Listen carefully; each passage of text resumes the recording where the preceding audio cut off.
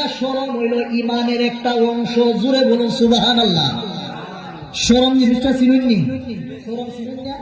শরম লাগে। পুরুষরাও দেখবেন অনেক সময় পুরুষেরও পর্দা আছে, যেমনি মন আছে এমনি চললে চলবে না। শরীরের একটা বিষয় আছে, আপনার শরীরটা যে মোটা হয়েছে, তাজা হয়েছে, স্বাস্থ্য হয়েছে, এটা দেখাই বল লাগে, বেটাগিরি করবার লাগে। যদি আপনি খালি শরীরে যদি ঘোরাফেরা করেন, কিন্তু আপনার পর্দা লঙ্ঘন হয়ে যাবে। আরেকজন মহিলা যদি আপনার শরীরটা দেখে, তাহলে আপনার আমল নামায় গুনাহ হবে। জোরে বলুন নাউজুবিল্লাহ। আর মহিলা মা বোনেরা, আপনারা পর্দা করবেন, কারণ পর্দানশীলের জন্য মহান আল্লাহ পাক ওনার পক্ষ থেকে পুরস্কার রয়েছে। কারণ আপনারা তো আকর্ষণের জিনিস। ভালো মানুষও তাকাইবে, তাকানোর পরে ইবলিস শয়তান আমাদের দিকে লাগাই আছে, ইবলিসের ধোঁকা দিব আর আগুনের মধ্যে ফালাইয়া দিব। ঠিক কিনা বলুন? ইবলিসের ধোঁকা দিবে আর আগুনের মধ্যে ফালাইয়া দিবে।